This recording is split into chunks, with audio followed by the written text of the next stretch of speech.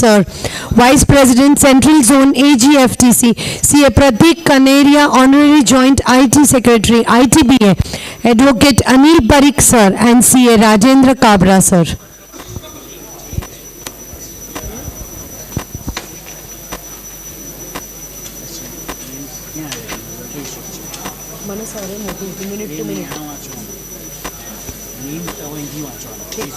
Tax Conclave 2025.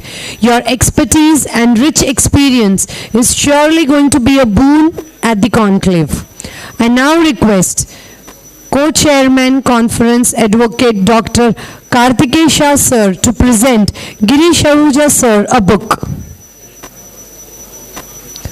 Ladies and gentlemen, a big round of applause for sir.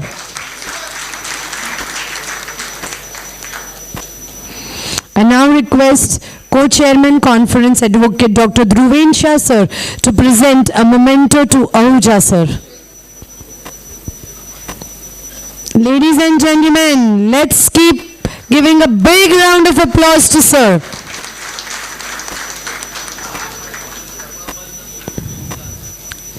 Honorable sir, the esteemed audience gathered here is eager to lend you their full attention for your address.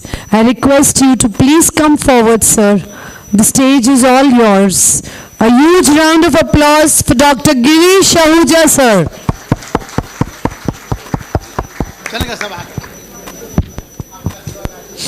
चलिए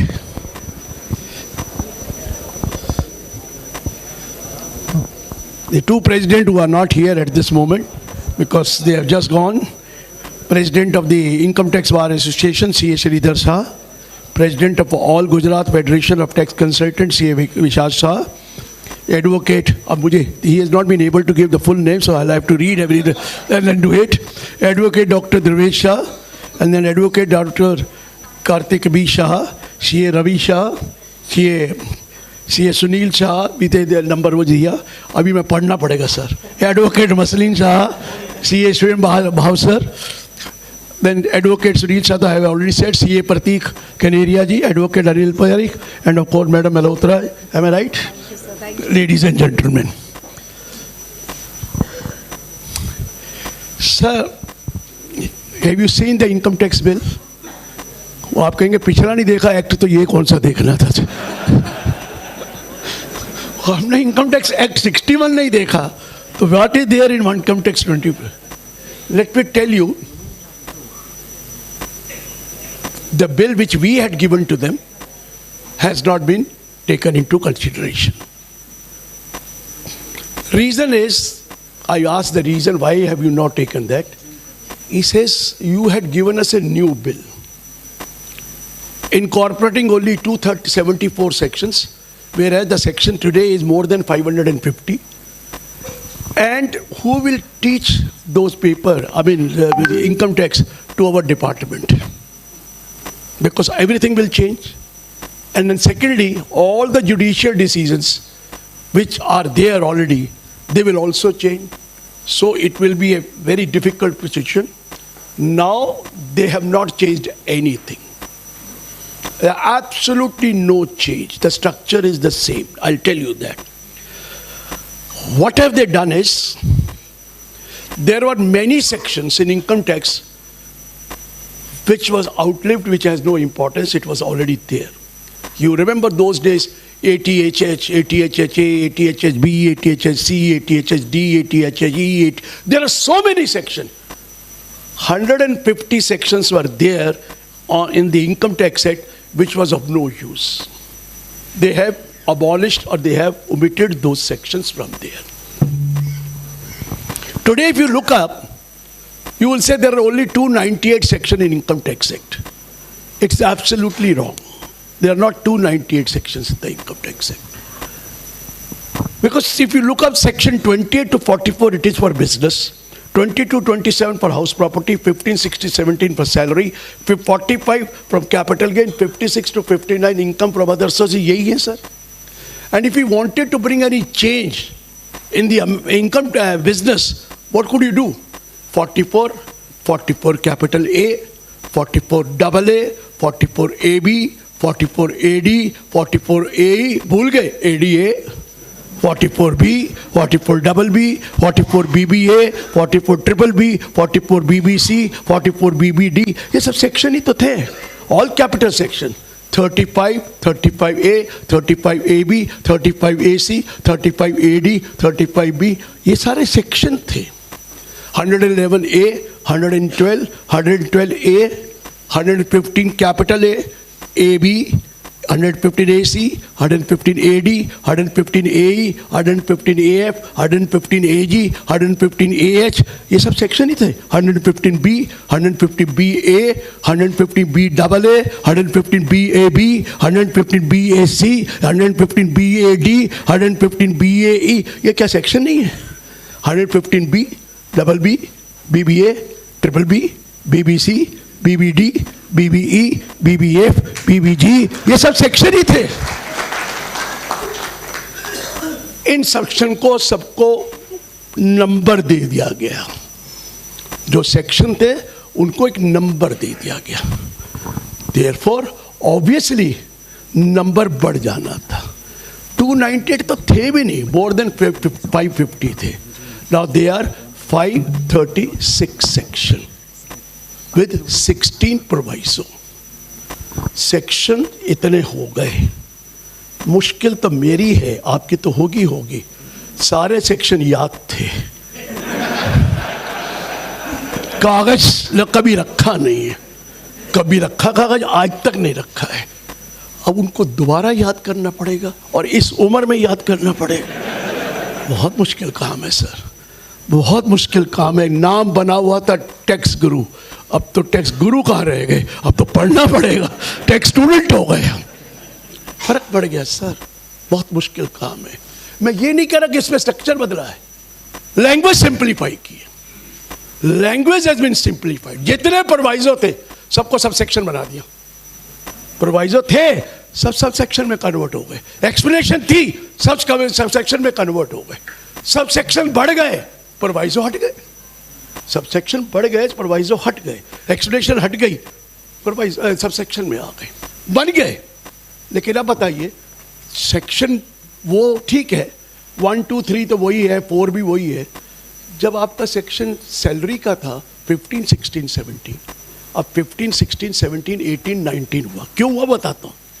section 20 to 25 house property का हुआ, 26 to 66 business का हुआ, 67 to 91 capital gain का हुआ, 90 to 99 other sources वाला। लेकिन मैं एक फिर बात पूछ रहा हूँ, कल कोई अमेंडमेंट लानी होगी बिजनेस में तो क्या करेंगे?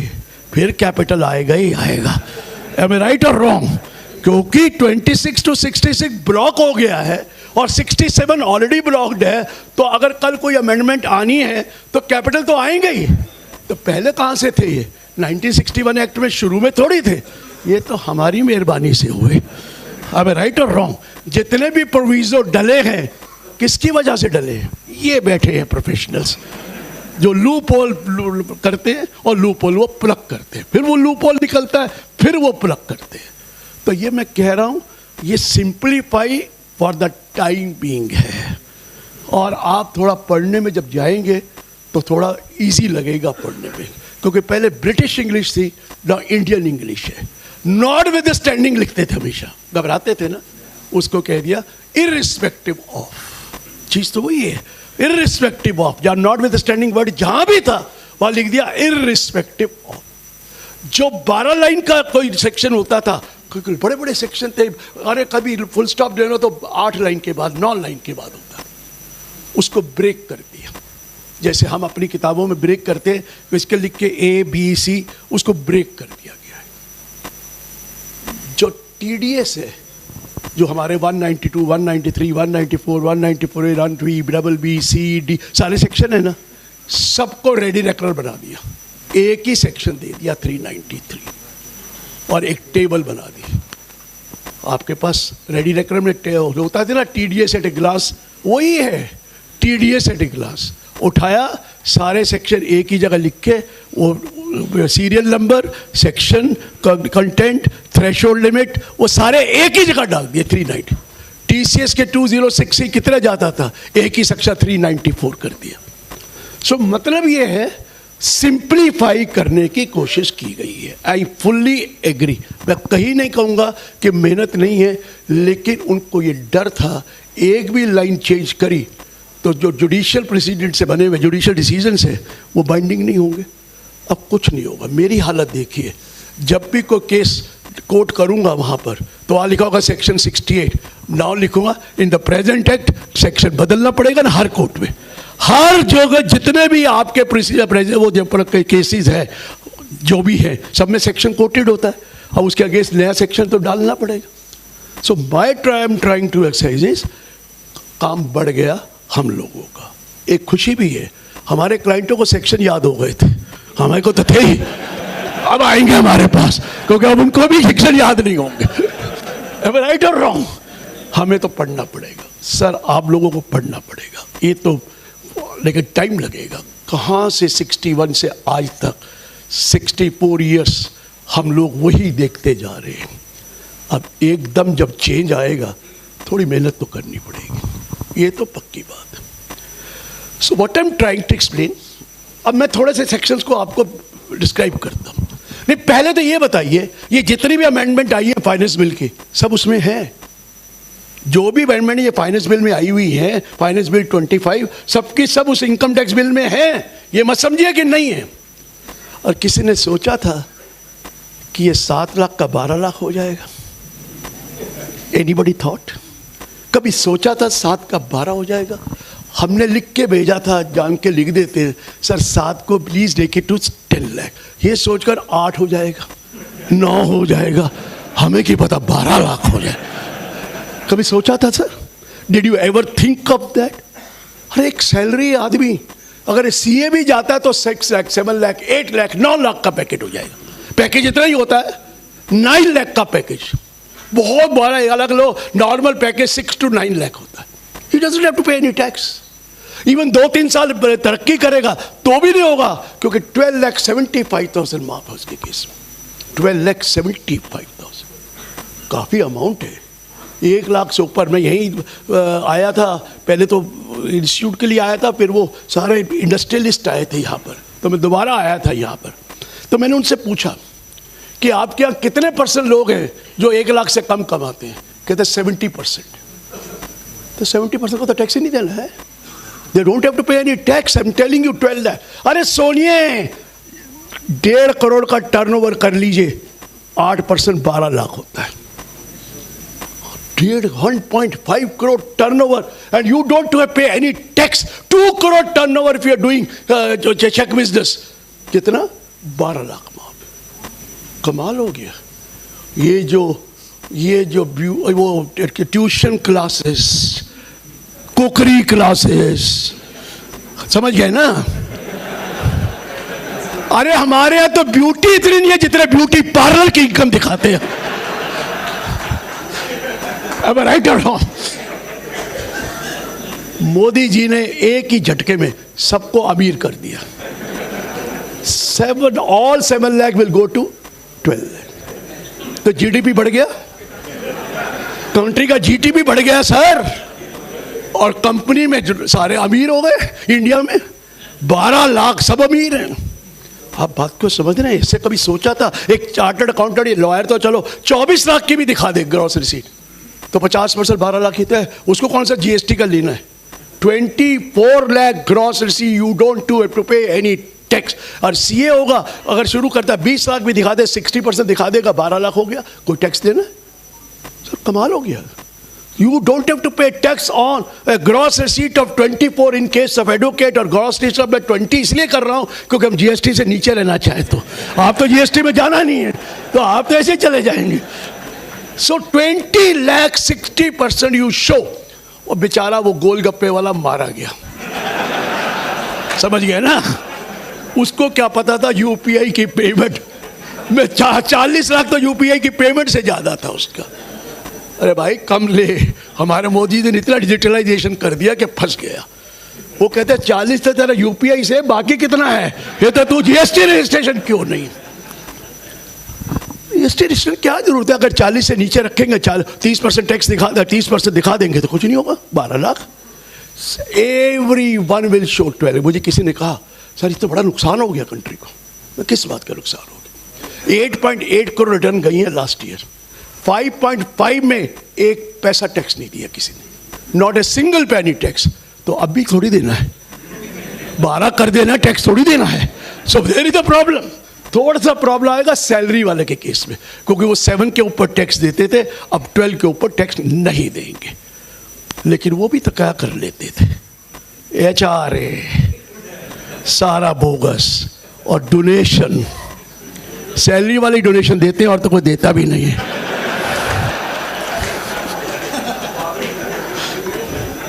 जब मैं गया था ना, यही बात मैंने बताई थी पिछली बार, शायद बताई नहीं बताई। मैं गया, कह रहा क्या कर रहे हो, ये सैलरी वाले डोनेशन बहुत। मैं क्या, वो तो कबीर दास लिख गए थे। कि क्या लिख गए थे, चिड़िया चोच भर ले गई, नदी ना घटे और नीर, दान दिए धन ना कटे। कह गए भक्त कबीर, धन कहाँ घटा, वो तो वापस आ गया, और साथ में डिडक्शन भी मिल गई 80। मेरा बात समझ रहे हैं? ये है हमारी कंट्री में, दानी भी हमारे यहाँ ऐसे हैं कि पूछिए नहीं। CSR में भी यही होता है। आपको समझ में आया? So what I am trying to explain, एक इशू तो सब में आ गया कि 12 तक पहुंचेंगे, और वही सेक्शन 87A अब 156 हो गया। जो 87A था, now it is 156 section.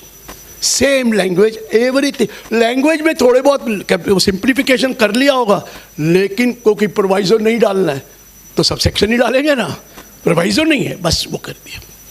But same 12 lakh is there in case of a new regime, and same 5 lakh is there in case of old regime. Same है। So मैं start कर रहा हूँ section 1।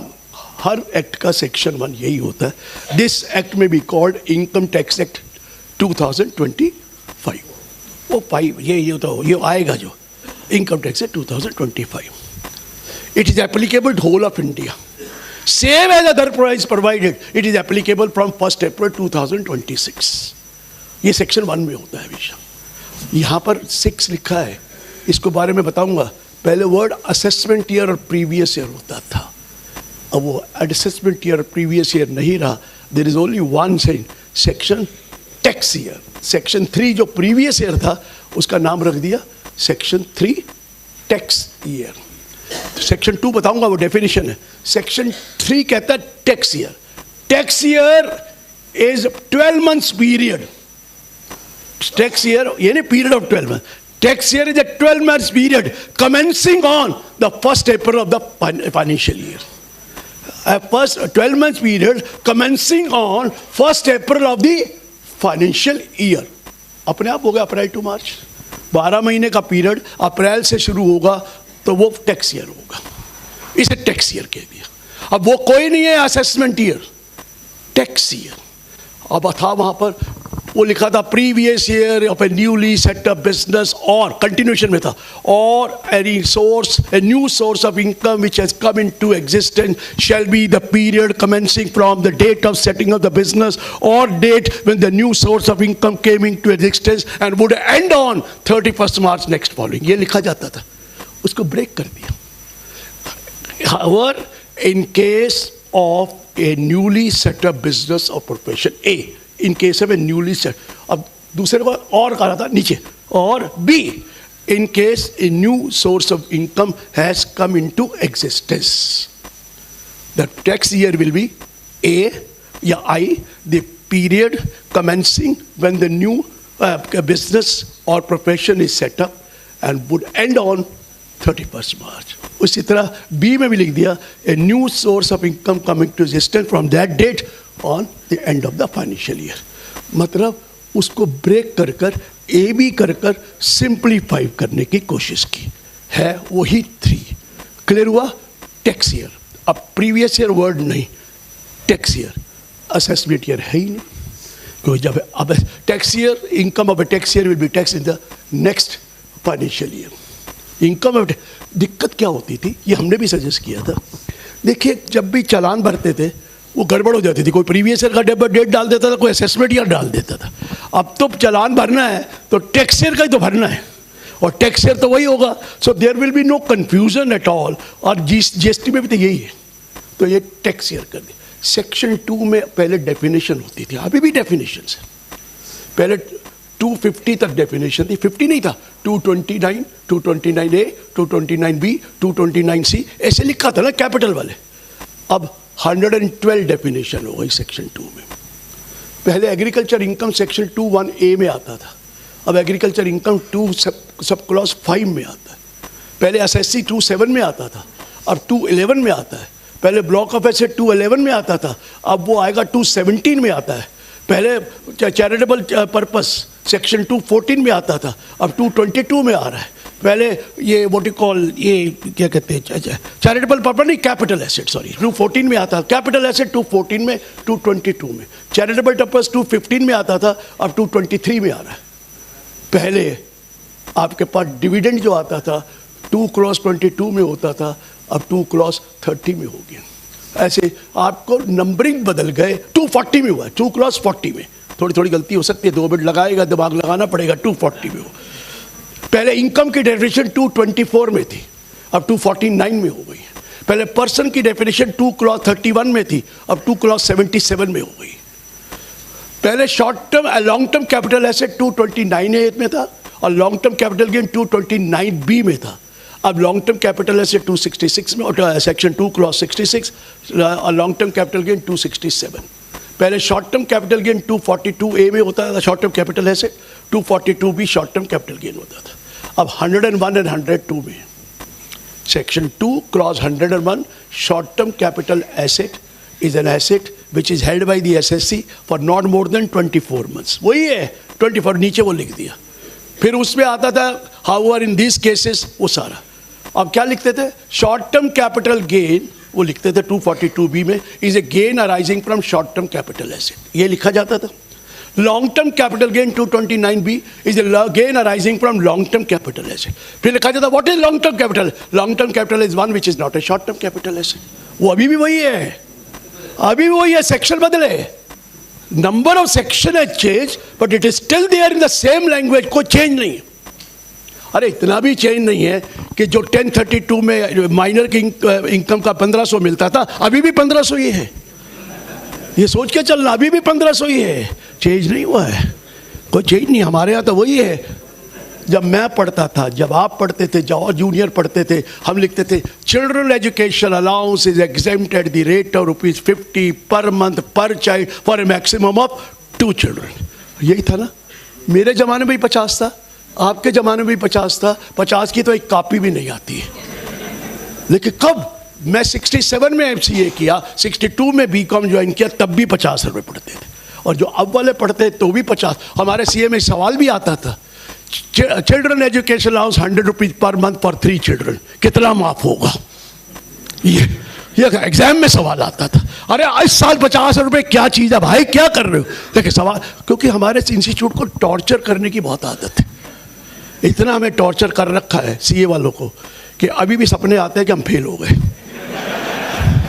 आते हैं ना CA वालों को, आते हैं कि नहीं आते सर? कभी कभी आता है, फिर खड़े होकर ओ मैं तो बड़ी देर से पास हो चुका हूँ। ऐसा कुछ नहीं है। You follow my point?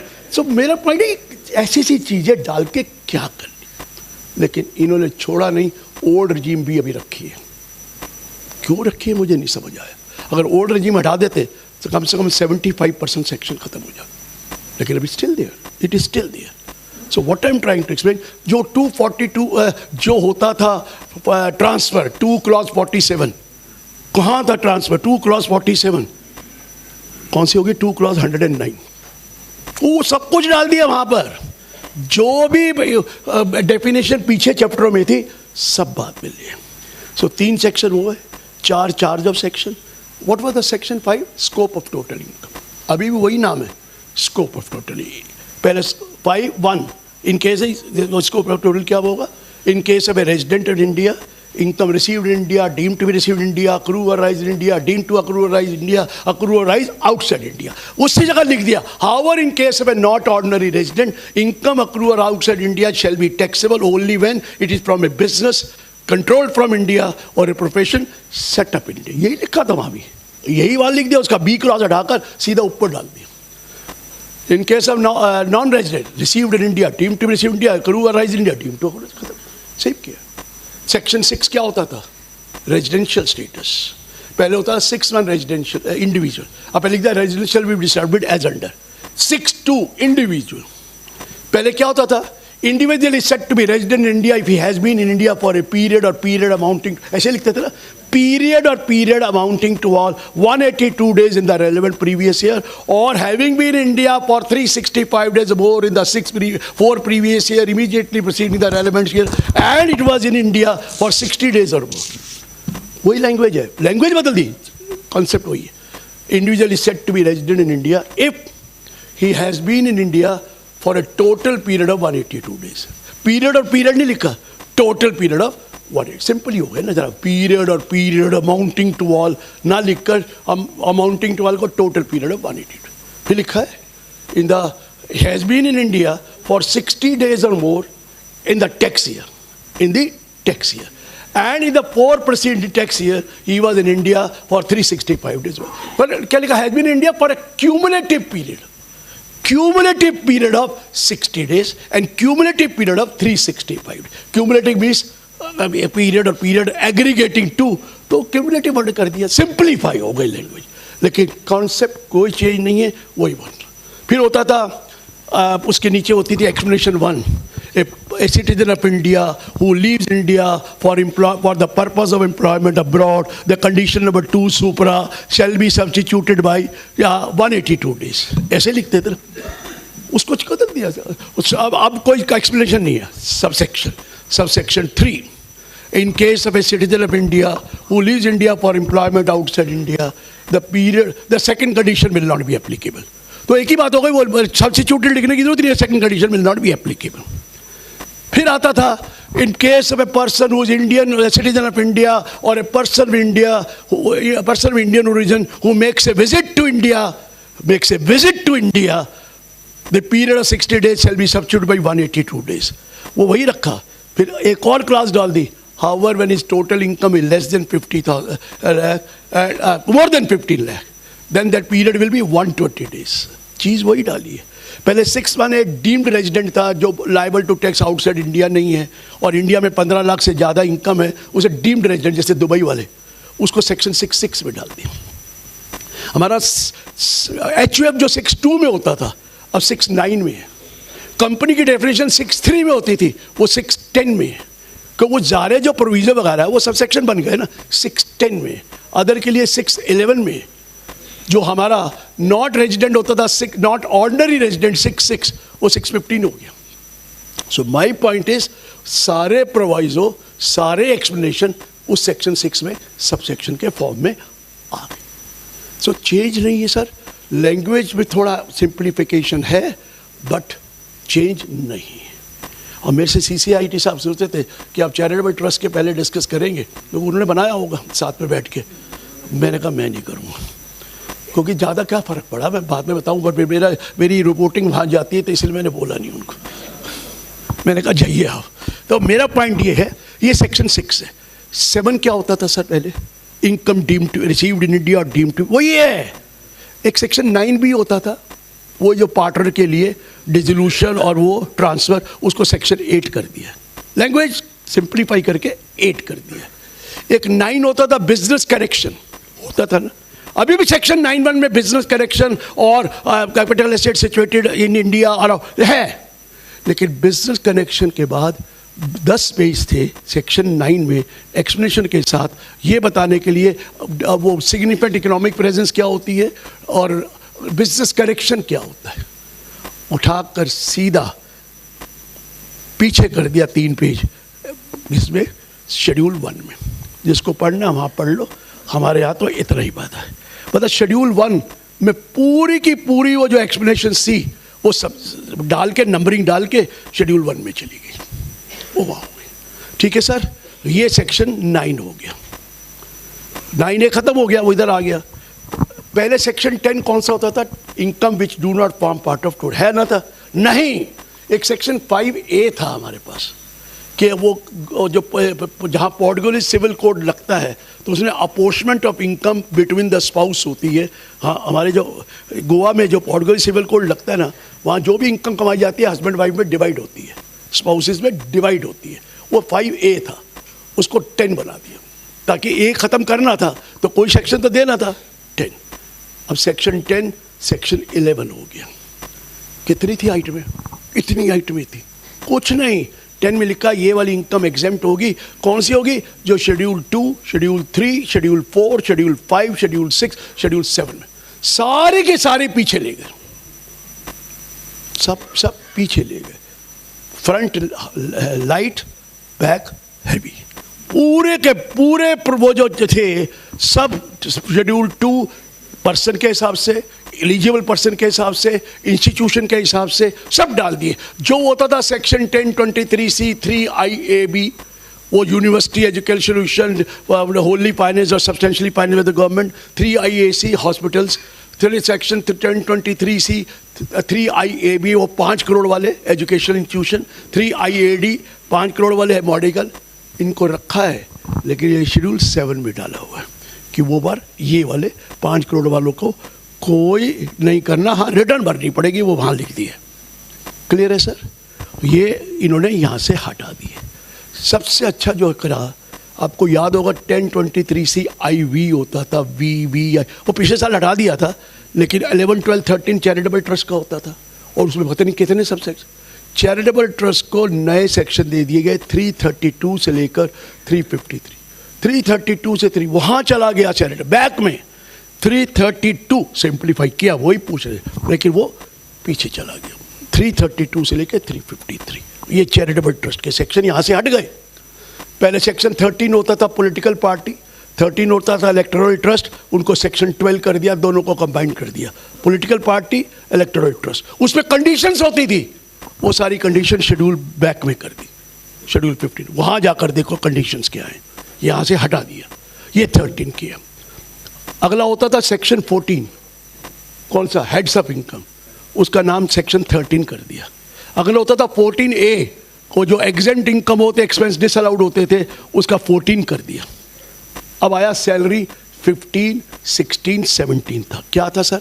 15 is charge of salary due और रसीद basis which ever is earlier, 16 था डिडक्शन, एंड 17 था सैलरी, 17 था मीनिंग ऑफ परक्विजिट, 17 था meaning of profit in lieu of salary. No, पहला सेक्शन 15 वही है, same charge of salary, due और receipt whichever is earlier. Section 16 पहले कौन सा था? स्टैंडर्ड डिडक्शन, ना meaning of salary. Section 17 meaning of perquisite, section 18 meeting of profit in lieu of salary, section 19 deductions. 16 को कौन सा बना दिया? 19, और जो 17 के 3 पार्ट थे उनको 16, 17, 18 दे दिया। समझ में आया? 17 में 3 पार्ट थे, 17(1) meaning of salary, 17(2) perquisite, 17(3) profit और लिeu ऑफ सैलरी। अब उसको क्या दे दिया? 16 मीनिंग ऑफ सैलरी, 17, अब ऊंचा कर देता हूँ सर, आवाज़ नहीं आ रही क्या? मेरी आवाज़ तो वैसे ही पहुँच जाती है, माइक की भी। वो ये यहाँ इशारा कर रहे थे तो मैंने कहा आ रही है, कह रहे, मैंने चेक कर लिया सर। 16 ना meaning of salary, 17 meaning of perquisite, 18 meaning of profit in lieu of salary, अच्छा 18, 19 डिडक्शन। पहले डिडक्शन होती थी प्रोफेशनल टैक्स, स्टैंडर्ड डिडक्शन, और एक होती थी एंटरटेनमेंट फॉर, वो तो हटा दिया एंटरटेनमेंट। अब डिडक्शन 2 नहीं है। अगर आपको ग्रेच्युटी मिली है, पहले तो ग्रॉस सैलरी ऊपर ऐड करनी है।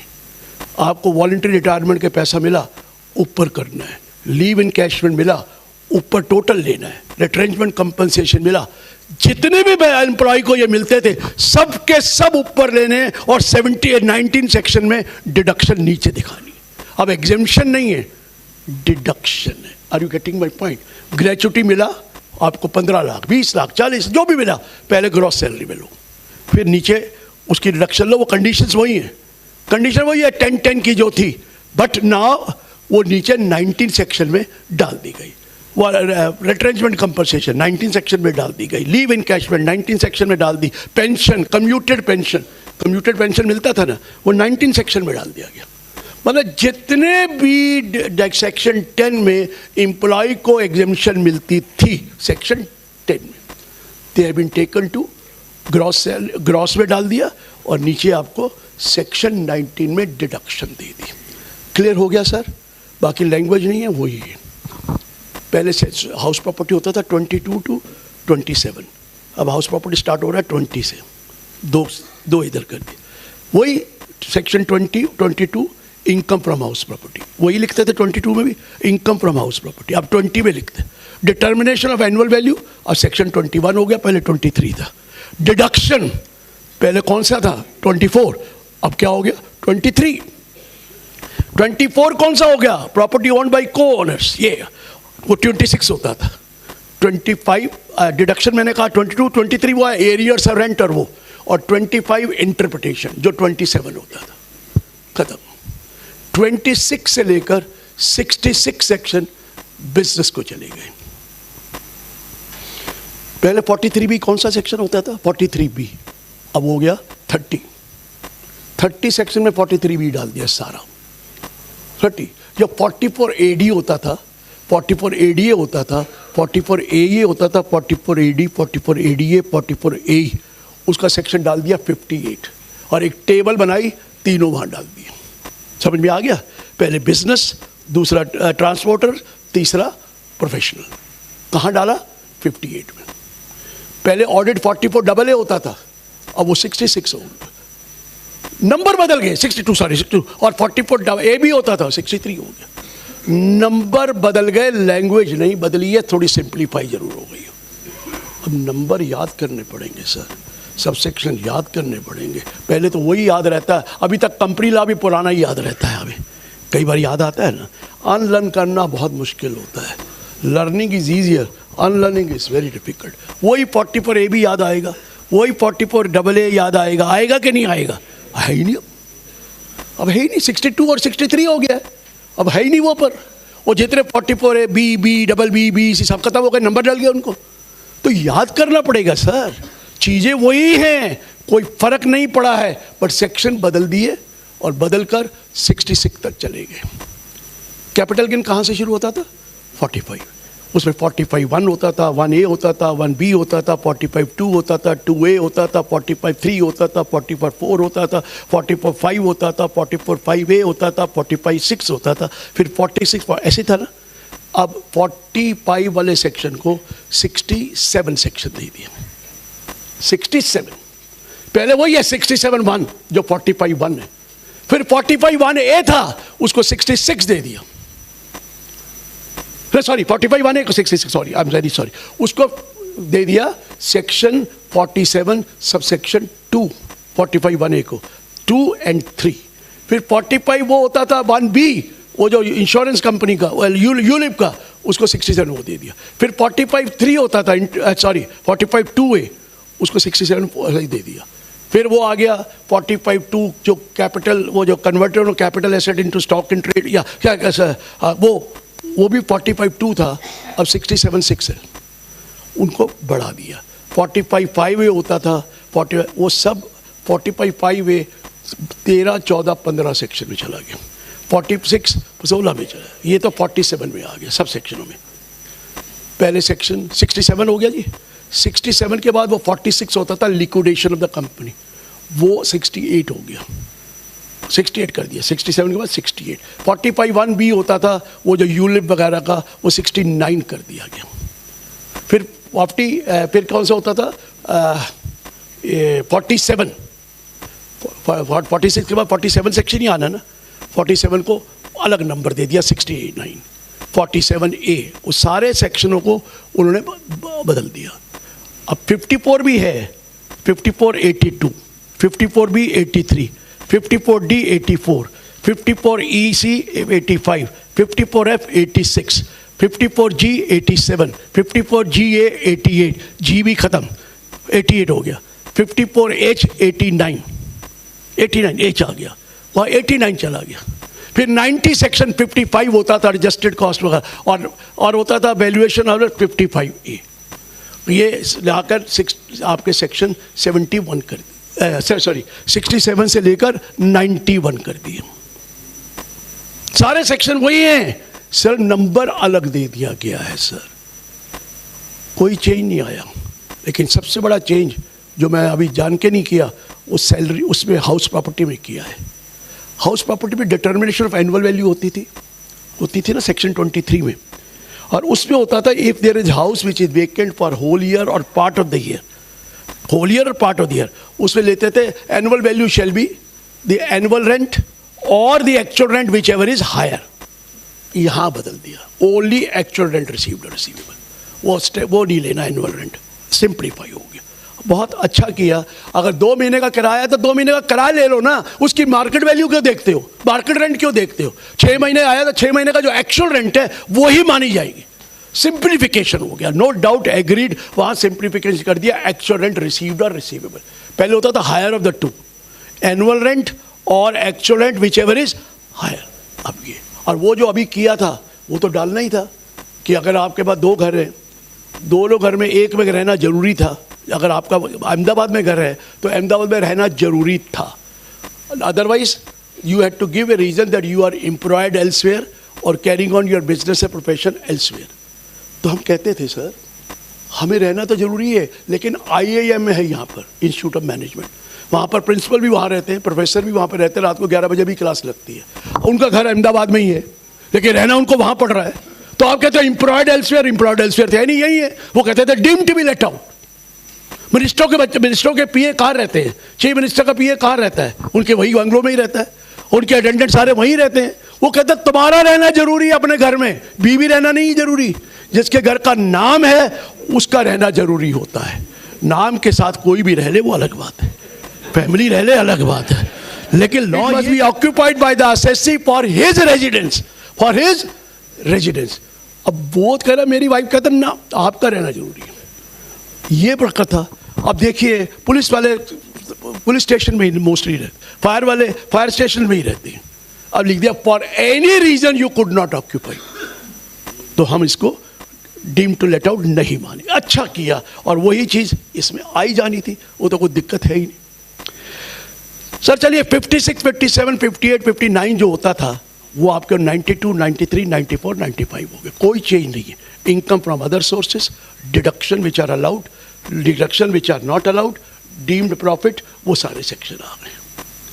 उसके बाद 96 से लेकर 100 तक वो क्लबिंग वाले सेक्शन है, जो 64, 61, 60 होता था, 61 होता था, 62 होता था, 63 होता था, 64 होता था और 65, वो वाले अब आ गए। 60 के बदले आ गया 92, सॉरी 96, 60 के बदले 96, 61 के बदले आ गया 97, 63 और 62 का कंबाइन करके 98, 99 आ गया वो clubbing of income of individual और in the hands of the HUF। वो माइनर का भी उसी में आ गया, माइनर का पहले 64 1A होता था, अब उसी में आ गया 99 ABC करके, income of the spouse, sons wife and minor, वो क्लबिंग कर दिया 99 में, वो 99 में कर दिया, 100 कर। अब 101 है टोटल इनकम। पहले 68 सेक्शन होता था कैश क्रेडिट सर, अब उसका नाम कर दिया अनएक्सप्लेन्ड क्रेडिट, सेक्शन नंबर 102, नाम बदला है, बाकी सब वही है, लैंग्वेज को थोड़ा सिंपली। हम क्या करते थे, if any sum is found credited in the books of accounts of the SSC and SSC does not offer any explanation nature and source और offer the explanation does not find to be satisfied, उसको 2 part में कर दिया।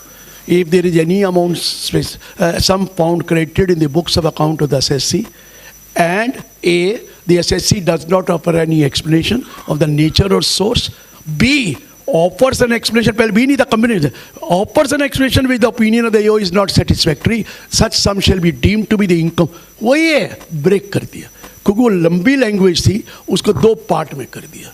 68 को cash credit को unexplained करके 102 section. अगला था अनएक्सप्लेन्ड इन्वेस्टमेंट, 103 सेक्शन।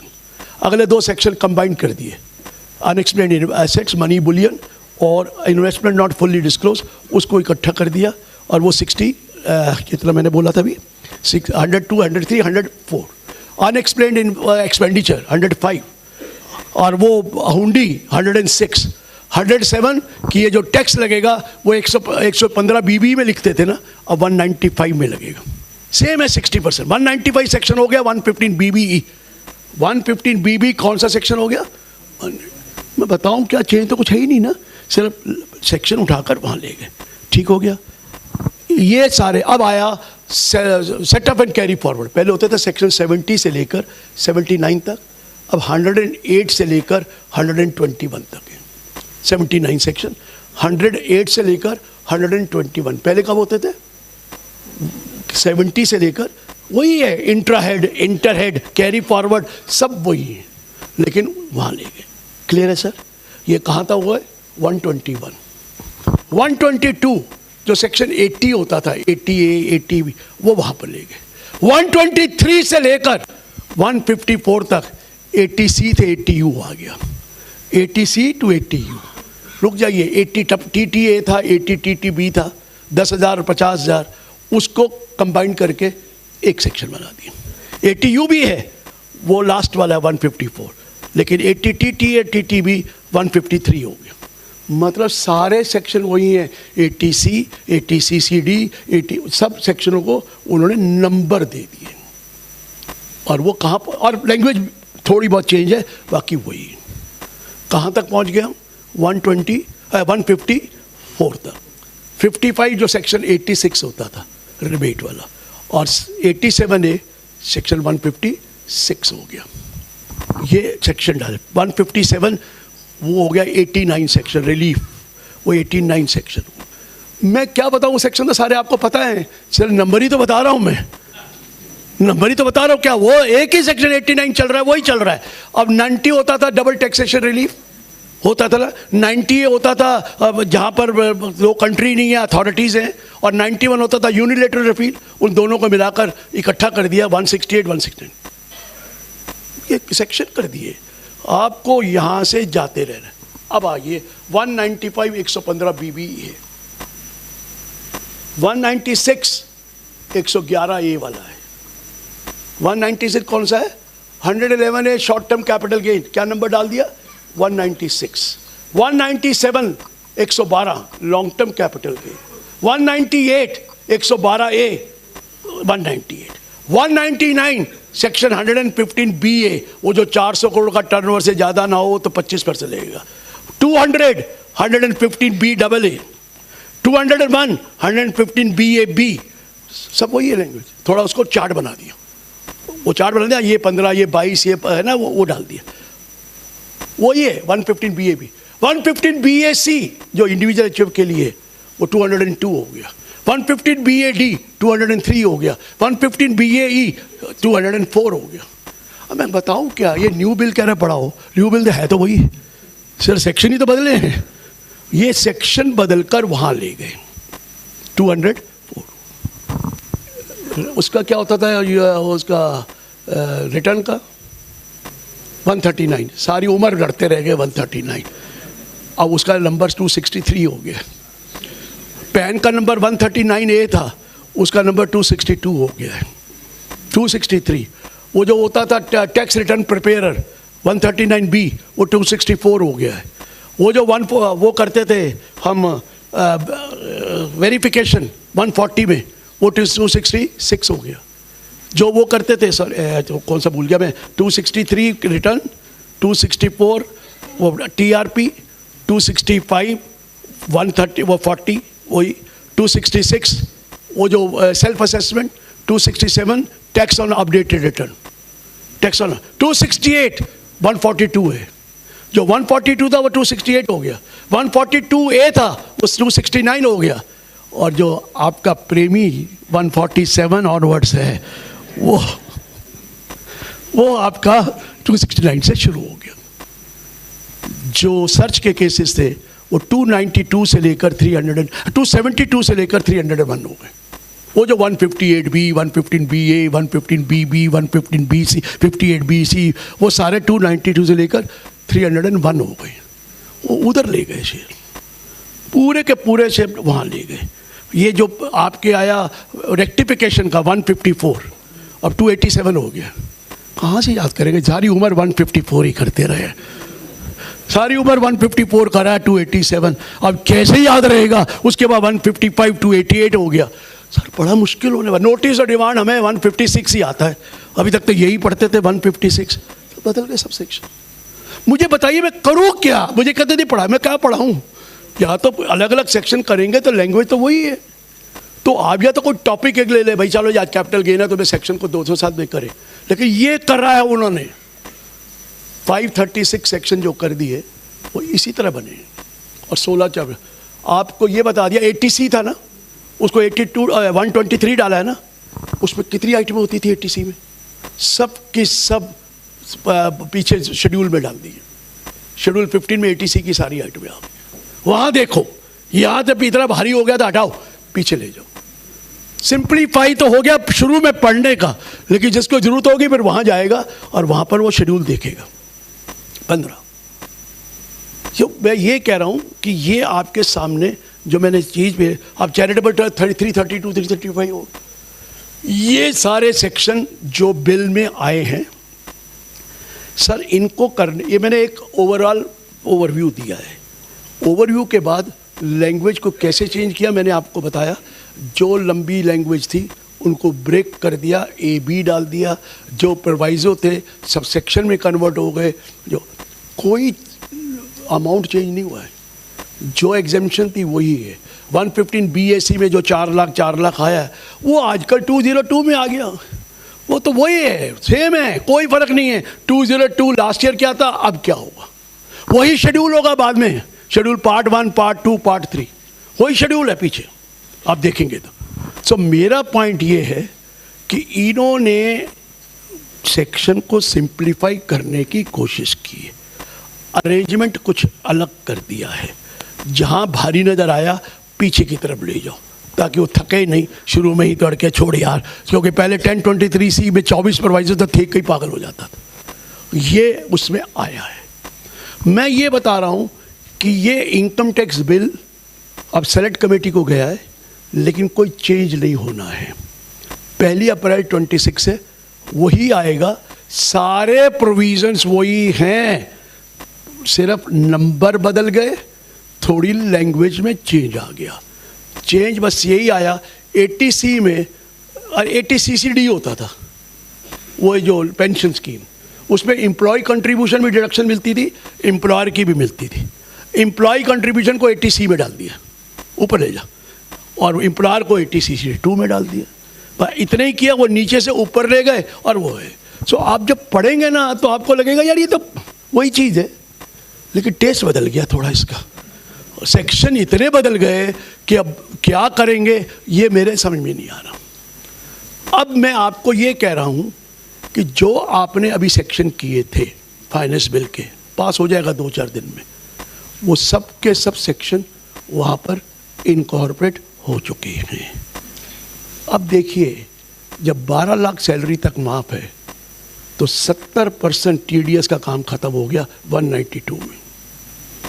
70 तो मिनिमम है, कई का तो 90% है जिनकी सैलरी 1 लाख से कम है, तो 90% TDS तो कटना ही नहीं।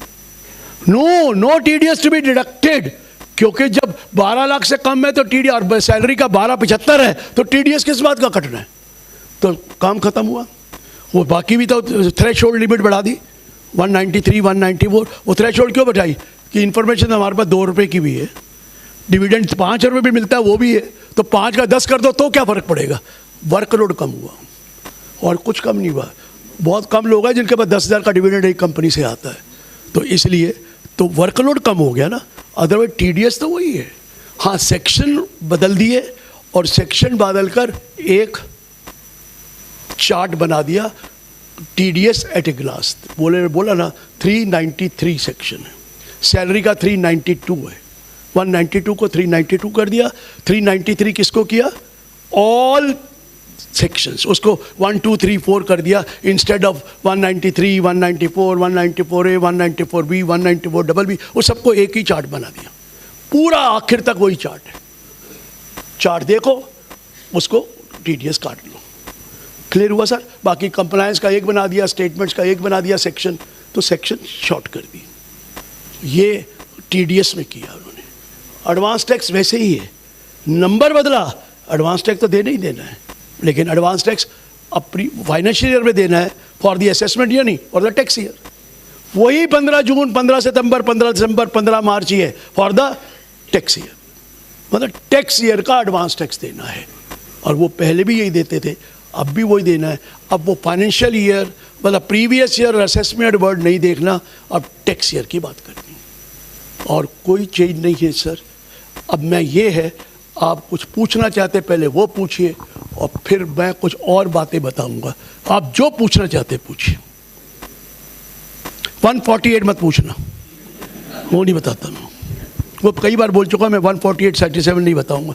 बाकी जो पूछना चाहते हैं पहले पूछ लीजिए। इनकम टैक्स का पुराना भी नया भी, पुराना भी पूछिए नया भी पूछिए। लेकिन पॉइंट ये है कि आप पूरे 516 सेक्शन तो नहीं पढ़ा सकते, वो तो फिर ईयर करना पड़ेगा। आज हम डिस्कस करेंगे बिजनेस एंड प्रोफेशन, वो सेक्शन में अब मुझे जब किताब लिखनी पड़ेगी पहले नया सेक्शन लिखूंगा, फिर लिखूंगा erstwhile section number of that act. हर जगह लिखना पड़ेगा ना, नहीं तो आपको भी दिक्कत आएगी। ये क्या है भाई, सबके ऊपर लिखना पड़ेगा, चाहे वो जुडिशियल डिसीजन हो चाहे वो नया लॉ हो। सारे नए सेक्शन के बाद उसके ब्रैकेट में पुराना सेक्शन शुरू में तो डालना ही पड़ेगा, नहीं तो आप ही गाली देंगे ये कौन सा था पुराना, तो लिखना पड़ेगा। सो मैं पॉइंट कर रहा हूँ कि मर गए हम लोग जो लिखेंगे पूरा का पूरा दोबारा रीराइट करना है। इलस्ट्रेशनें बदलनी पड़ेंगी, सारे सेक्शन बदलने पड़ेंगे, बट बेसिक कॉन्सेप्ट कोई चेंज नहीं किया। यह कहकर कि उनको ट्रेनिंग देने की, अभी तो उनको मुश्किल से ये समझ में आया था सिर्फ सेक्शन ही बदलेंगे ना, वो तो हम दे देंगे उनको, चार्ट बना के दे दिया ऑलरेडी, पुराना सेक्शन नया सेक्शन। आप जाकर साइट पे जाइए, उसमें है पुराना सेक्शन नया सेक्शन, दूसरा चार्ट है नया सेक्शन पुराना सेक्शन, दो चार्ट बना दिए गए साइट पे हैं। अब इनकम टैक्स की साइट में जाइए, ओल्ड सेक्शन उसके कॉरस्पेंडिंग न्यू सेक्शन, दूसरे में एक और है न्यू सेक्शन ओल्ड सेक्शन, ताकि जिस तरह से देखना है उस तरह से देख लीजिए। तो वो ही डाउनलोड करके अपनी टेबल पे रख लीजिए, और कोई तरीका ही नहीं याद करने का। Download that to table which have given, it should sorry income tax की साइट पे है, ओल्ड न्यू या न्यू ओल्ड, वो आप डाउनलोड रखेंगे तो सेक्शन याद करने के लिए थोड़े थोड़े रोज याद कर लीजिए, थोड़े थोड़े फिर याद आएंगे। पहला पॉइंट तो ये है। फिर एक वो TDS एट ए ग्लांस वाला अपने पास रख लीजिए, एट ए ग्लांस ही तो है, वो एक ग्लास ले लीजिए। हाँ जी बोलिए, कुछ कहना चाहते थे सर। जो असेसमेंट के ईयर की जगह पे टैक्स ईयर किया है, तो इंटेंट क्या है, क्या आगे असेसमेंट नहीं होगा अभी? किसने कहा? असेसमेंट तो अभी भी लिखा है उसमें। नहीं, जो अभी पहले हमारा प्रीवियस ईयर और असेसमेंट ईयर था, now they have replace assessment year as a tax year. तो व्हाट इज असेसमेंट ईयर को टैक्स ईयर नहीं बोला है, गलत बोल रहे।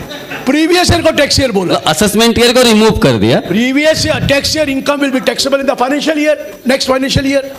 ये किसने कह दिया? प्रीवियस अच्छा tax year income will be subject to tax in the next financial year. Financial year तो है, फाइनेंशियल ईयर में टैक्स होगी। Okay, but assessment is not there. Shall be subject assessment is removed. Word assessment here is removed. Assessment is not removed. Assessment year is removed. Okay. Assessment is removed. Assessment year is removed. Assessment word वही है, वो वही रहेगा assessment। 270 section assessment है, 271 144 है, 270 assessment है, 144 271 है। ऐसा नहीं है 270 है, वो गलत ना कह देना, असेसमेंट है। फेशियल असेसमेंट 273 है, सब है वहाँ पर, कुछ नहीं बदला। चलिए हाँ बोलिए। Sir, appeals are restricted to income tax tribunal. What is your view on that? What is your view on? The litigation can be taken up to tribunal level only.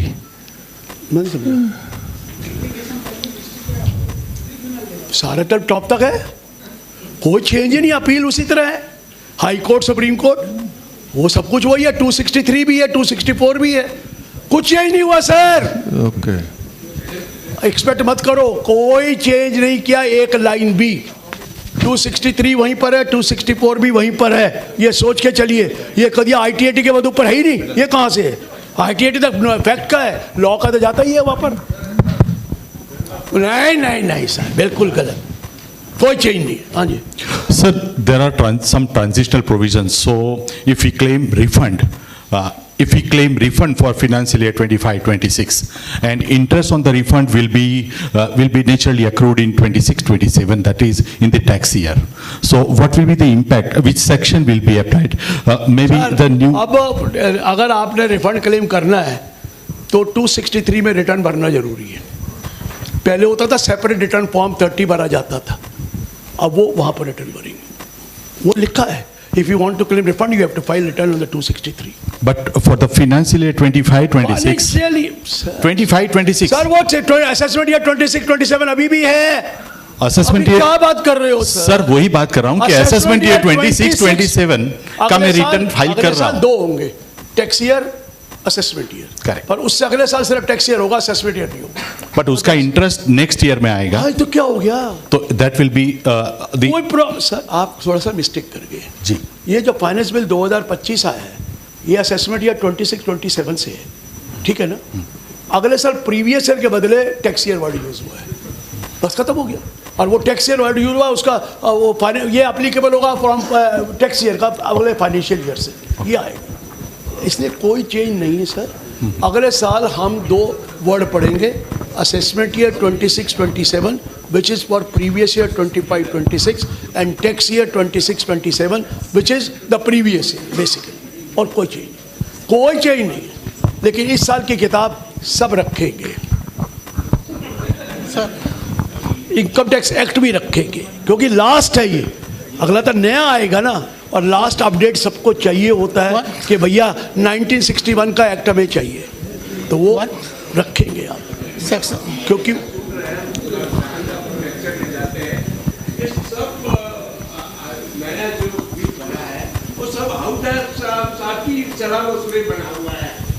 मैंने शुरू में बोल दिया कि हमारा वाला बिल नहीं लिया, शुरू में बोला सर, मैंने बगैर कह दिया बनाया हमने था, वो नहीं लिया गया क्योंकि मैडम आ गई।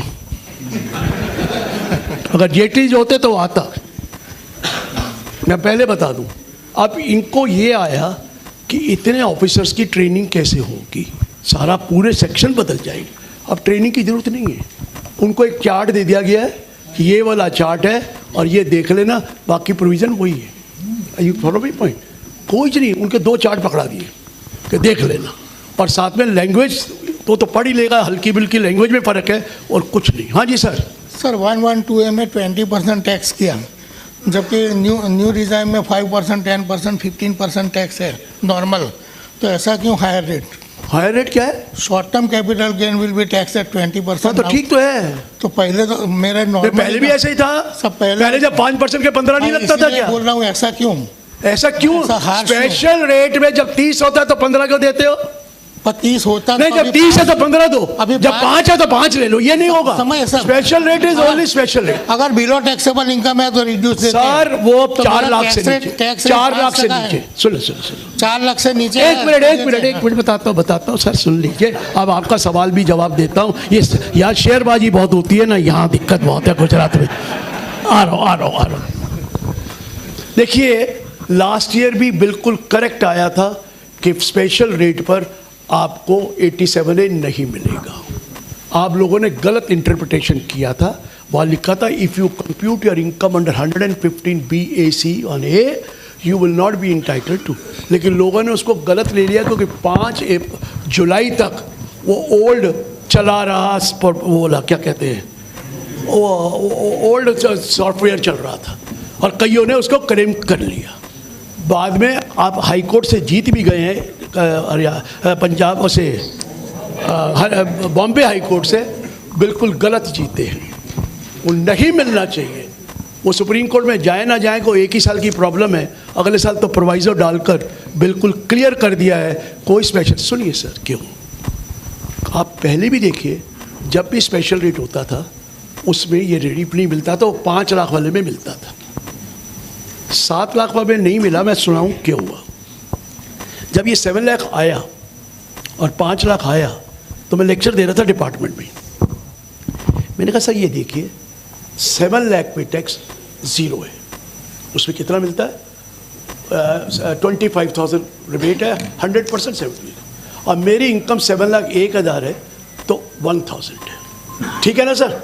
वो मार्जिनल रिलीफ दे दिया, मार्जिनल रिलीफ मैंने कहा सर ऐसा है, मेरी इनकम 7 लाख में 2 lakh short term capital gain है और 5 लाख अदर इनकम है। तो 2 लाख शॉर्ट टर्म कैपिटल में 15%, पहले 15 था ना, 30,000 बनता है और 5 लाख पे 10,000 बनता है 40। रिबेट 40 की मिलेगी, लो 25। तो 15 टैक्स लगता था और मैं अपनी इनकम बढ़ाकर 7 लाख 1,000 कर दूं तो 1,000 टैक्स लगेगा। ये कैसे हो सकता है? अब बात को समझिए। My income is 7 lakh on 1 lakh 111 ए 2 लाख पे 15% 30,000, बाकी 5 लाख पर 5% 2.5 लाख छोड़ के तो कितना आया 10,000। 40 रिबेट कितनी मिलेगी 25। 15 टैक्स दे रहा हूँ मैं, जानकर अपनी इनकम 1,000 बढ़ा देता हूँ तो क्या 1,000 टैक्स लगेगा? एडिशनल इनकम से टैक्स एडिशनल इनकम से ज़्यादा नहीं हो सकता। तब जाकर उन्होंने ये चेंज किया था कि 150 BAC का मिलेगा, स्पेशल रेट का नहीं मिलेगा। 5 लाख की केस और था, उस वक्त दोनों का मिलता था क्योंकि उसमें आप एडजस्टमेंट कर लेते थे। यहाँ तो यही था ना, लोग रिटर्न लेके जाते हैं, अरे उससे देखा टैक्स बनता है, आज डाल दे 80C। मैंने क्या बोला? डाल दे 80C, डाल दे 80D, डाल दे 80E, कई तो 80U भी डाल देते थे। समझ में आ रहा है सर? टैक्स ही नहीं देते थे। बोगस 98% तो रिटर्न जानी ही नहीं, 98% तो रिटर्न आनी नहीं स्क्रूटनी में। तो ये बोगस डिडक्शन 80C 80D वगैरह की हो रही थी, इसलिए वो चाहते थे ओल्ड रजीम खत्म हो जाए। लेकिन वो क्या कारण है मैं अब नहीं बताऊंगा, लेकिन वो आहिस्ता आहिस्ता तो ख़त्म होनी है नहीं ओल्ड रजीम, नई रजीम ही रहेगी। वैसे भी आप 90% लोग न्यू रजीम में चले गए और जो 12 लाख लेगा वो ओल्ड रजीम में जाएगा, सवाल ही पैदा नहीं होता। ओल्ड रजीम में मिलना ही कुछ नहीं है, तो अपने आप नई रजीम में आप आ गए, बाई डिफॉल्ट आ गए। सो माई पॉइंट इज, अब देखिए वो मैं 12 लाख भरा, उसने कहा जी ये तो बहुत गलत कर दिया आपने, ये जो स्पेशल रेट पर तो टैक्स लगेगा। मैंने कहा सुन सुन सुन सुन सुन, मैं तेरे फादर है? कहता है मैं क्या करते हैं? कुछ नहीं, कमाई नहीं है। मैं कहीं कर गिफ्ट दे दे उनको और उनको कोई शेयर मार्केट में लगा दे। कहता क्या होगा उससे? मैं कहा 4 लाख माफ होगा, क्योंकि लिखा हुआ उसमें इन case of an individual HUF whose total income before including the special rate is less than the exemption limit, so much of the income of the special rate will be shifted to other income to claim full exemption। है ना वो proviso? तो उसमें क्या होगा कि उसकी अगर 0 इनकम है, 4 लाख कमाए, उधर ले जाए पूरे 4 लाख माफ हो जाएंगे, चाहे वो स्पेशल रेट हो, चाहे 20 का हो या 15, पूरे माफ है। क्या मैं कहा तेरी मदर भी है? कहना मैं उसको भी गिफ्ट दे दे, वो भी 4 लाख कमा लेंगे। पर पहले क्या करने लगा, सर गिफ्ट देनी पड़ेगी उनको, हमें तो लेने की आदत है। बाप को गिफ्ट दे दे, ये कौन देगा? बापों से तो गिफ्ट ली जाती है। मैंने कहा तेरे पास शेयर है, शेयर गिफ्ट कर दे यार, अथॉरिटी तू रख ले, ताकि 4-4 लाख दोनों को माफ हो जाएगा। तो लोग तो अब ये शुरू कर गए कि माँ बाप के नाम पे 4-4 लाख माफ। अरे घर में 2 आदमी हो, 24 लाख रुपए माफ है, चाहे कुछ भी ना करो। Am I right? 2 husband wife भी कमाए तो 24 लाख माफ है। अगर सैलरी वाले या बाहर वाले ज्यादा भी हैं, 48 लाख कमाए तो 6 लाख टैक्स देना है सिर्फ। हस्बैंड 24 कराया, वाइफ भी दिखाए, होती तो ज्यादा है, 24 भी दिखाए तो 3 लाख उसको और 3 लाख उसको, 48 लाख में सिर्फ 6 लाख टैक्स देना पड़ रहा है। अरे कितना कम हो गया सर? 24 लाख पे हर एक का फायदा हुआ, 1,10,000 प्लस 4%, मुझे 1,41,000 रुपए का फायदा हुआ। कौन कह रहा है नहीं बेनिफिट मिला? Everyone has been benefited in this case। आपको शेयर का काम करना है और उसका बेनिफिट मिलना चाहिए, बिल्कुल नहीं मिलना चाहिए। सर मत करो शेयर का बिजनेस, किसने कहा तुम्हें? 4 लाख में रखो ना, 4 लाख में रखो। तो मैं कह रहा हूं मोदी जी को यहीं बिठा लो, इतना बढ़िया आदमी भेज दिया और ये कह रहे कि ये कर दो। सर बिल्कुल नहीं, स्पेशल रेट होता है। जब 30 हो तब क्यों कहते 15 लो? जब 30 के स्लैब में तो 15 मांग रहे हैं, सरचार्ज भी 15 मांग रहे हैं। सर ऐसे मत करो सर। अरे सर पहले सुन तो लो, अरे सर सुन लो, 3.9 करोड़ से रिटर्न जाती है जिसपे टैक्स लगता है, और उसमें नीचे वाले कितने हैं? छोड़ दीजिए सर, आपके कितने क्लाइंट हैं जो टैक्स देते हैं, जरा सोच के रखिए कि क्या कंट्री सभी देते हैं। आप कितना देते हैं वो तो बता दो। सभी देते हैं। इनके क्लाइंट आते हैं, 1000 टैक्स देना रिटर्न भर दो, 2000 टैक्स देना रिटर्न भर दो, 4000 टैक्स देना रिटर्न भर दो, सभी देते हैं। 1000 रुपए दे के आसान करते हैं कंट्री के ऊपर और फ्री का राशन लेके जाते हैं। कम से कम वो तो बंद हो गया, क्योंकि अब तो प्रॉपर्टी लाइन से ऊपर आ गए सब।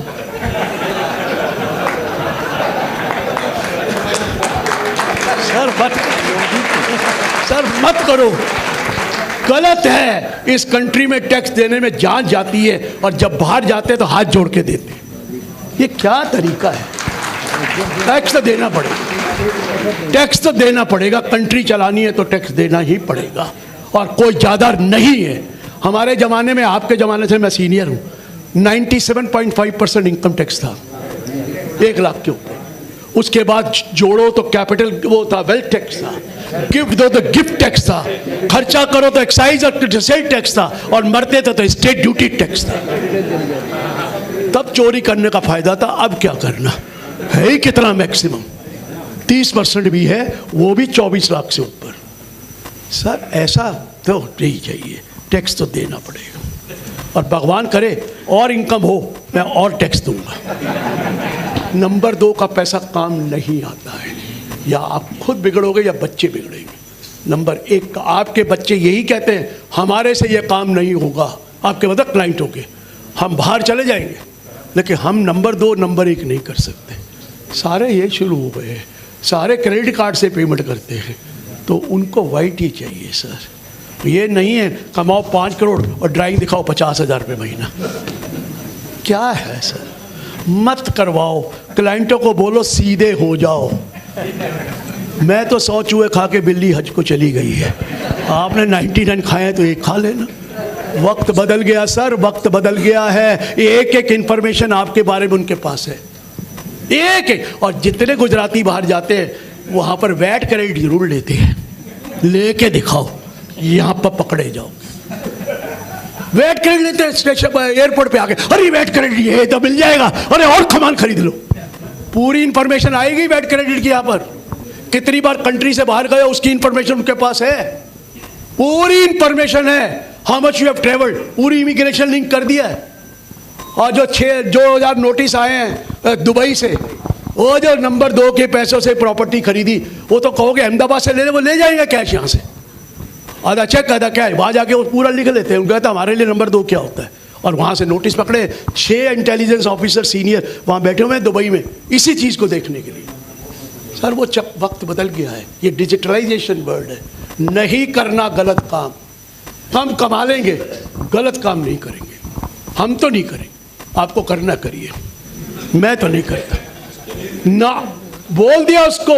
एक तो मेरे पास कोई, मेरे लैपटॉप पे कोई अमेंडमेंट नहीं होगी, क्योंकि अगर किसी का सर्च हुआ आपके लैपटॉप पे सब कुछ ले जाएंगे, सब। कोई चीज़ ओवरराइड, कोई चीज़ डिलीट नहीं होती है, कोई चीज़ डिलीट नहीं होती। 10 बार डिलीट कर लो दोबारा आएगी, रिट्रीव होगी हर चीज़। जब पानी में डाल दो तो भी रिट्रीव हो जाएगी। जब तक ज़मीन को खोद कर डांट कर उसके ऊपर लैंड माइन ना बिछा दो, तब तक वो चीज़ वापस आ जाएगी। इसलिए अपने कंप्यूटर में कुछ मत डालना, पूरा बारूद भरा हुआ है अपने कंप्यूटर पे, हटा दो। और क्लाइंट कहता है मेरा चेंज कर दो, अल्लाह अपना लाड लैपटॉप उसमें करूँगा, मैं अपने में नहीं करूँगा, मैं नहीं करूँगा। वो वक्त और था, और वक्त डिजिटलाइजेशन का है। एक एक चीज़ उनके पास है, और एक एक चीज़ रिट्रीव हो जाती है आपके लैपटॉप से, आपके हार्ड डिस्क से। क्या नहीं होती रिट्रीव। ये गलत जमाना है, एक बटन दबाओ सब कुछ खत्म, कुछ खत्म नहीं, सब कुछ वापस। और जो वापस लाते हैं ना, फिर बिग 4 के पास वो जाते हैं और वहाँ से एनालिसिस कराते हैं आपके कि ये क्या है। सर वो नहीं, मत क्लाइंटों का साथ लो, 12 बेपो स्पेशल रेट दे रहा है। हमने कहा तुम स्टॉक मार्केट में जाओ। नहीं सर, बिल्कुल नहीं। 15 देना पड़ेगा, 20। हाँ, ये शोर मच रहा है, हमने भी कहा है। हमारे यहाँ से FII भाग गई। क्यों भागी FPI वाले? जब वो लाए थे यहाँ पर 50 रुपए का शेयर था, 50 रुपए का डॉलर था। आज बेचा है तो 86 का डॉलर है, तो पैसे कम मिले उनको, डबल मार पड़ी। एक तो बेचने में लॉस शुरू हो गया, और दूसरा जब डॉलर ले जा रहे हैं वो पहले 50 से कन्वर्ट होकर लाए थे, 86 से कन्वर्ट होकर डॉलर ज़्यादा जा रहे हैं, क्योंकि डॉलर की डिमांड है तो डिमांड बढ़ रहा है, तो वो परेशान है। तो उन्होंने कहा जी आपने 20% लगा दिया है, इसलिए हम जा रहे हैं, क्योंकि हमारा नॉर्मली शॉर्ट टर्म होता है, उनका नॉर्मली शॉर्ट टर्म होता है, लॉन्ग बड़े कम करते हैं। उसके बारे में हम लोगों ने सजेशन दिया है, ये जैसे 111 15 मत 20 मत करो, 15 ही रहने दो। अगर आपने सबके लिए नहीं करना, कम से कम फॉरेन वालों को दो, 15 कर दो। इसकी इंतजार हो रही है और कोई चेंज नहीं होना है, ये बता दो। Ladies and gentlemen, हमारी कंट्री में एक मिनट, हमारी कंट्री में कोई सोना बेचता है? कोई घर नहीं बेचता, लेकिन रोज बिकता है। बेचता कोई नहीं, रोज बिकता है। कोई बेचता है सर किसी घर में? भगवान ना करे किसी को बेचना पड़े, लेकिन यहाँ तो रोज बिकता है। समझ में आ गया ना? 12.5% में वाइट हो रहा है, इसे रोज बिकता है। अब ये नहीं बोलेंगे, अब नहीं बोलेंगे। रोज बिकता है कि नहीं बिकता बताइए? रोज आना सोना बिकता है यहाँ पर। बिका कहाँ है? खाया पिया कुछ नहीं, दिया भेजा कह के हो गया और वाइट हो गया। तो तरीके तो सब पता आपको, ऐसे थोड़ी 44 AD में भी बेनिफिट दे दिया आपको। 12.5% में तो बहुत अच्छा हुआ सर। कोई 54 EC नहीं लेता अब। वो 50 लाख वाला किसने करना है? 5% में लगा कर 5 साल को ब्लॉक कर दो। नहीं, हम पैसा अपने पास रखेंगे, शेयर मार्केट में लगाएंगे और बढ़ जाएगा। थोड़ी दिन कम हुआ है, वही बात नहीं, 2-3 दिन से बढ़ ही रहा है, अब ऐसा कुछ नहीं है। चलिए, आज भी बढ़ रहा, सवेरे लॉस था, अब बढ़ गया है। मैं देखूंगा ना सर, मेरा भी 5 करोड़ गया हुआ आ जाएगा, नोशनल लॉस है। last question please. We're taking up the last question.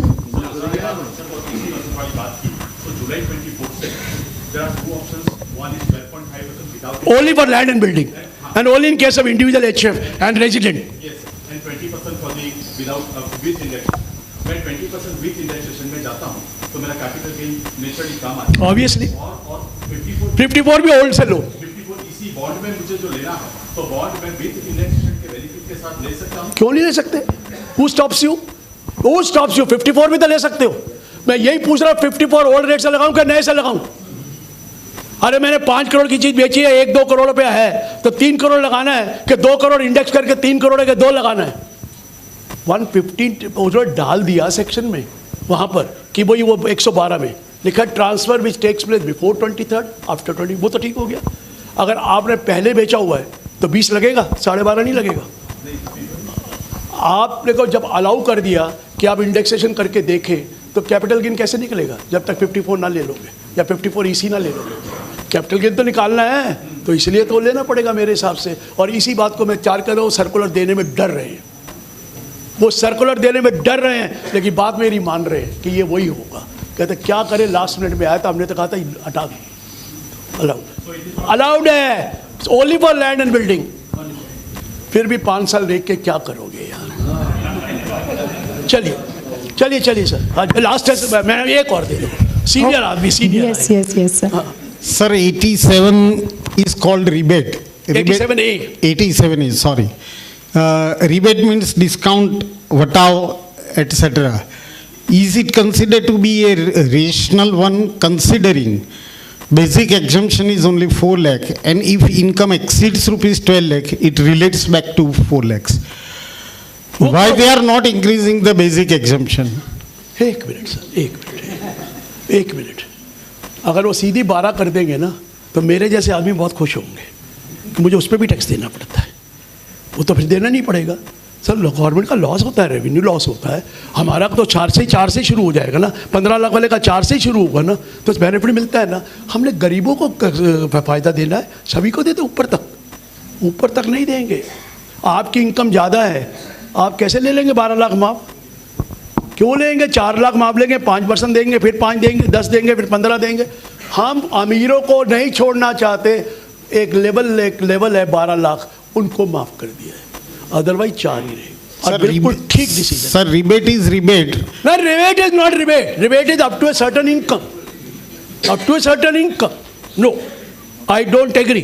वो गरीब आदमियों को, छोटे आदमियों को एक वायदा दिया, चलो आपका घर के खर्चे ज़्यादा है, ये है, हम 12 कर देते। लेकिन 12 से ऊपर हो तो पूरा ही लगता है, वो छोड़कर, मार्जिन रिलीफ छोड़कर, फिर तो लगता ही है, वो तो लगेगा सर। और गलत नहीं है सर, गलत नहीं है। आप अपनी बात सोच रहे हैं, आप दे सकते हैं, आप दे सकते हैं, आप दे सकते हैं सर। 1 करोड़ 32 लाख टैक्स देता हूं मैं, और मैं बहुत खुश हूं, मेरे बच्चे खुश होंगे जब मैं मरूंगा कि सारा वाइट का मिल रहा है। नंबर 2 क्या करूंगा मैं? मुझे नहीं चाहिए नंबर 2, मुझे नहीं चाहिए नंबर 2। आप मेरी रिटर्न देख लो, 1 करोड़ 32 लाख मिलेगा टैक्स दिया हुआ, और बड़े खुश होकर देता हूँ। मेरे एम्प्लॉय कहते हैं सर ये क्या कर रहे हो? मैं कहा तुम्हें नहीं पता कि ये टैक्स जो जा रहा है मेरे लिए बड़ा रिलीफ है। इस उम्र में भी ऐश कर रहा हूँ, क्योंकि वाइट का है, नंबर 2 है नहीं, डरना है नहीं, पीला ज़्यादा लेना नहीं है। ये पीला भी बड़ा खतरनाक है, पता नहीं जेन्युइन है कि इनजेन्युइन है, और फिर रखेंगे कहाँ पर? ईंट लेनी पड़ती है, और ईंट को कहाँ मारेंगे, किसके सर में? मत करो सर, कह लो क्लाइंट्स को टैक्स दो, एसएससी नंबर बढ़ा लो, कोई बात नहीं, टैक्स दो और वाइट के पैसे से एंजॉय करो। Thank you very much sir, thank you. A sustained and enthusiastic applause conveys that your session was an extremely witty one, along with it being engaging and thought-provoking, sir. Sir, we have noted in life only 3 things are certain: death, adobe updates, and taxes. Thank you so very much, sir, for your blessings with us and your presence here today.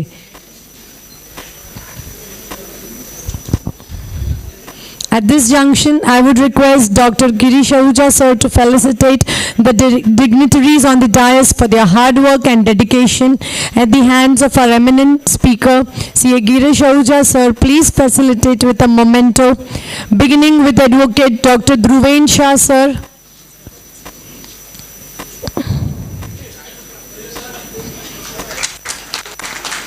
Followed by Advocate Dr. Kartikeya Shah, sir.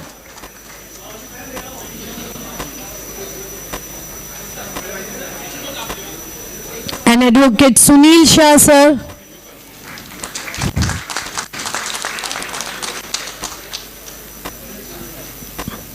Advocate Maulin Shah, sir. C.A. Ravi Shah, sir.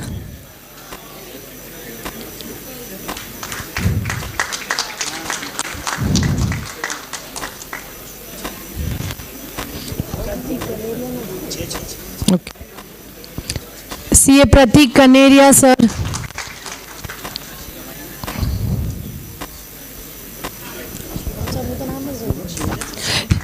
C.A. Shivam, sir.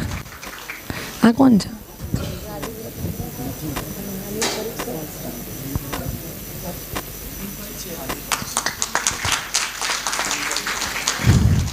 Anil Parikh, sir.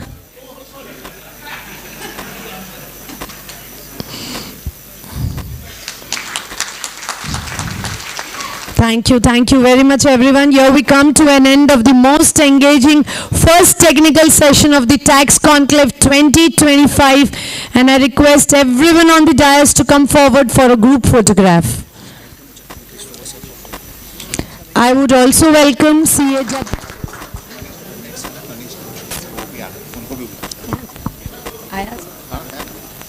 I would request Manish Dafaria, sir, to kindly come up on the dais. Please, sir.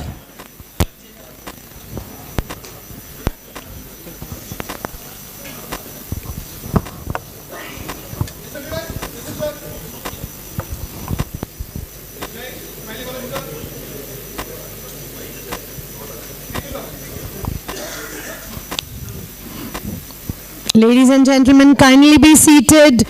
We are about to begin a second technical session to be delivered by C.A.